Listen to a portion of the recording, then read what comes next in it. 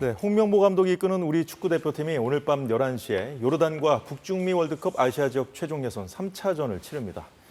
요르단에는 지난 2월 아시안컵 4강전에서 우리가 패한 바 있죠. 오늘 경기에는 주장 손흥민이 부상 때문에 결장하게 됐는데요. 스포츠 취재부의 김환수 기자와 짚어보겠습니다. 김 기자 어서 오십시오. 네, 안녕하세요.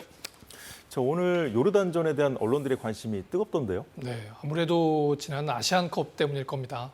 이제 64년 만에 우승 도전했는데 네. 4강전에서 졌고 또 역대 전적에서도 우리가 3승 3무 1패로 앞서 있는데 1무 1패를 요르단에 오래 당했어요. 그러다 보니까 이 경기를 서력을 해야 될 것 같은데 예. 전력의 핵심이라고 할 수 있는 손흥민 선수가 빠졌고요. 또 신임 홍명보 감독이 팬들의 비난과 또 불신 때문에 아직 제자리를 잡지 못한 모습이에요. 예. 전체적으로 월드컵 본선에 직행해야 할 중요한 시기에 상당히 어려운 상대를 만났기 때문에 불안한 거죠. 전체적으로 불안한데 뭐 두렵다는 표현까지는 쓰기가 어렵습니다만 불안하기 때문에 좀 염려하고 있는 것 같아요. 아시안컵처럼 되지 않을까. 그런 불안감 때문에 관심이 좀 집중되고 있는 것 같습니다. 감독 선임 과정에 대한 그 논란이 불거진 상황에서 지난번 팔레스타인전에서 패했잖아요. 아니, 무승부였잖아요. 무승부를 했겠죠. 졸전이란 비판을 많이 받았는데 이번 경기도 그래서 더 신경 쓰이지 않겠습니까? 홍 감독 입장에서는. 아무래도 시간이 굉장히 짧죠. 그리고 손흥민이 없는 상황이라고 한다면 본인의 위기 관리 능력이 진짜 실험 도마 위에 오르게 될 거예요. 예. 과연 전술은 있는가? 또 이 대책 지금 상황이 가장 알려진 게 플랜 B라는 이름이잖아요. 플랜 B라는 이름으로 홍명보 감독은 과연 손흥민 선수가 빠졌을 때 플랜 B를 어떻게 준비했을 것이고 그게 과연 먹힐 것이냐. 그런데 사실 9월과 지금 10월 선수를 소집한 시간을 보게 되면 새로운 것을 하기에는 충분한 시간은 분명히 아닙니다. 아, 그래요? 예, 그런데 홍명보 감독을 뽑은 이유가 선수를 잘 알고 또 예. 선수들의 그런 능력을 잘 끄집어낼 수 있는 능력이 있다고 판단해서 홍명보 감독을 선임한 거거든요. 그렇기 때문에 홍명보 감독의 입장에서는 뭐 억울할 수도 있겠지만 선수들의 길을 한껏 살려가지고 이 경기를 이겨야만 되는 그런 상황을 맡게 된 것이죠. 자, 오늘 요르단전을 앞두고 홍명보 감독이 기자회견을 했는데 잠시 발언 듣고 이어가도록 하겠습니다. 지난 첫 경기, 두 번째 경기보다는 좀 더 편안하게 준비할 수 있었습니다. 축구를 하다 보면은 모든 환경이 원하는 또 좋은 상태에서 할 수 없다라고 생각이 듭니다. 그런 측면에서 양 팀 다 중요 선수를 빼고 해야 되는 어려운 상황이지만은 그거를 극복해 나가야지만은 월드컵에 갈 수 있다는 생각하고 있습니다. 예, 월드컵 아시아 지역 최종 예선 우리가 속한 B조 상황을 잠시 화면으로 보도록 하겠습니다. 네, 요르단과 우리 1승 1무로 갔거든요, 김 기자. 그런데 이제 요르단이 우리보다 앞서 있네요. 이라크도 지금 1승 1무인데 이라크는 네. 우리보다 뒤고. 다 이제 네. 골 득실도 아니고 다 득점에서 앞서 있어요. 4골, 3골, 1골. 그렇기 때문에 예. 전체적으로 만약에 우리가 오늘 요르단을 이기게 된다면 뒤바뀔 수 있죠. 승점도 3점을 추가하고 골 득실도 뒤바뀔 수 있기 때문에 예. 이겨야 되는 상황인 겁니다. 자, 앞서 플랜 B 얘기 많이 네. 해주셨는데 자, 그렇다면 손흥민 선수의 빈자리 누구로 채울까요? 지금 일단은 그래도 황희찬 아닐까 싶어요. 황희찬 그리고 이강인 선수가 눈에 딱 떠오르잖아요. 황희찬 네. 선수는 지난 오만전에 보셨을 때 손흥민의 패스를 받아서 정말 한 템포 빠르게 결정을 해서 선제골을 뽑았거든요. 그 골이 이른 시간에 들어갔고 전체적으로 경기를 쉽게 풀어갈 수 있게 만들어줬기 때문에 예. 황희찬의 역할은 충분히 했다. 그리고 이강인 선수를 보게 되면 항상 예측할 수 없는 감각적인 패스를 넣으면서 예. 본인이 답답할 때는 직접 뚫고 들어가거든요.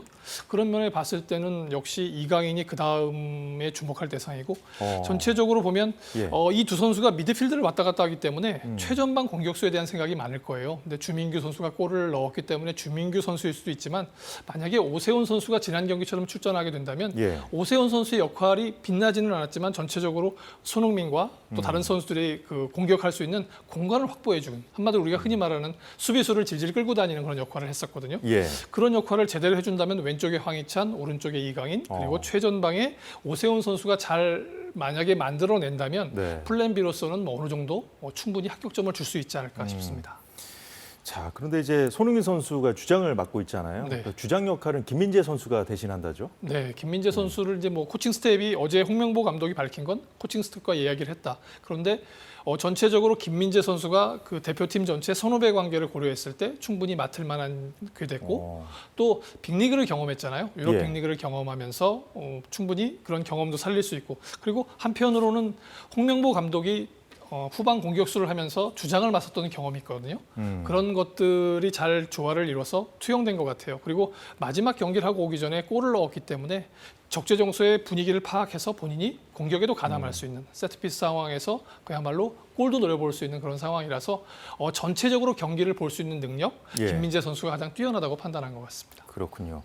자, 요르단도 실력이 만만치 않잖아요. 좀, 지금 관전 포인트를 좀 짚어주시죠. 사실 관전 포인트의 대표적인 건 뭐 요르단이 지금 어느 때보다 올림픽 본선에 대한 가능성이 높다고 판단하고 있어요. 왜냐하면 지난 2004년에 월드컵이죠. 예, 월드컵에 2004년에 본인들이 피파 랭킹 37위일 때보다도 예. 지금은 출전권이 4.5장에서 8.5장으로 늘어났고 또 아시안컵 4강으로 자신감도 얻었고 전체적으로 지금 선수들이 어느 때보다 강하다고 판단하기 때문에 사상 첫 월드컵 진출의 기회다. 그런데 하필이면 한국을 이겼었던 경험을 살려서 홈에서 한국과 비기게만 해도 성공하거든요. 근데 현지 분위기는 좀 다른 것 같아요. 많은 승패 사이트에서는 우리가 두 골 차 정도, 3대1 정도의 승리를 예상하는데 예. 여기 현지 기자들이라든가 현지 분위기는 한 골 차 내지 1대0 정도로 요르단이 우리를 꺾을 것이다. 이런 전망을 해오고 있어요. 그래요. 네, 그런 걸 보면 근데 요르단 전체적인 선수들이 부상 선수도 많고 해서 긴장할 건 아닌데 그렇다고 본다면 우리 선수들 중에 누가 손흥민 선수를 대신해서 해결하는 역할을 하느냐. 그게 오히려 관전 포인트가 될 것 같아요. 예. 우리가 그 손흥민 선수가 없는 상황에서 여러 경기를 치렀었거든요. 근데 많은 승리를 거뒀지만 그때마다 손흥민을 대신할 선수, 손흥민을 대신해서 승점 3점을 안길 선수, 또 홍명보 감독을 위기에서 구해내고 한국 축구의 희망을 살릴 수 있는 선수. 그렇다 보면 오히려 플랜 B가 주는 그런 뭐랄까 위험함, 또 네. 두려움을 넘어서서 과연 어떤 선수가 해결해 낼 수 있을까? 그걸 바라보는 것도 한국 축구를 바라보는 또 다른 시선이 될 수 있을 것 같아요. 예, 플랜 B가 얼마나 성공적일지 관심인데요. 자, 우리 대표팀의 선전을 기대하면서 여기까지 듣겠습니다. 김한수 기자 수고하셨습니다. 네, 사사건건 마무리할 시간이 됐습니다. 내일도 알찬 소식으로 찾아뵙겠습니다. 시청해주신 여러분 고맙습니다.